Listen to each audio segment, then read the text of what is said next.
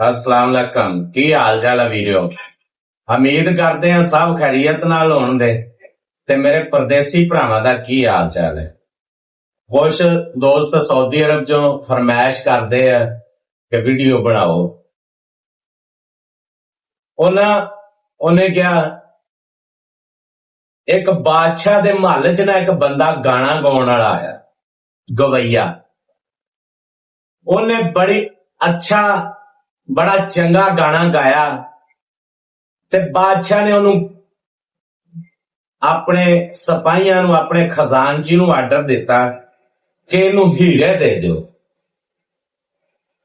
उन्हें कुछ देर गुजरन तो बाद एक होर गाना बहुत चंगा सुनाया। बादशाह होर खुश होया। उन्हें क्या भी इनू अशरफियां दे दो।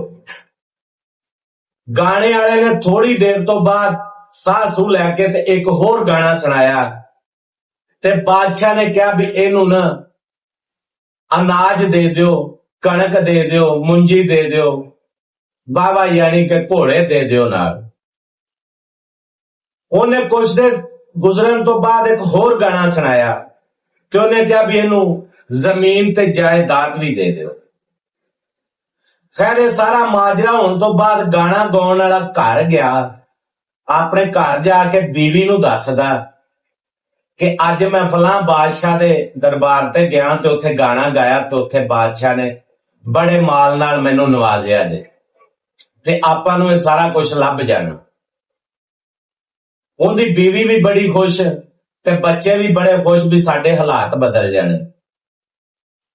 ते जदों एक दिन लंघिया, 2 दिन लंघे, 3 दिन लंघे ते चौथे दिन गाना गाउण वाला बंदा बादशाह दे कोल गया। उन्हें कहा कि बादशाह सलामत, तुसी आर्डर कीता सी, मैं तुहानूं गाना सुनाए सीगे ते समान तुसी आर्डर कीता सी लेकिन मैनूं ये मिलिया नहीं। ते बादशाह ने अगों जवाब दिता। उन्हें कहा कि सुन यार मेरी गल, तू मेरे कन्न खुश कीते सी, मैं तेरे कन्न खुश कर छड्डे। इहदे च लैण देण दी ते गल ही कोई नहीं सी होई। ते मेरा वीर तुसी भी ख्याल करिया जो ये ना होया जो भी किते गाना ही सुणांदे रहो ते बाद च लैण देण दी गल ही ना होवे। हसदे रहो ते वसदे रहो।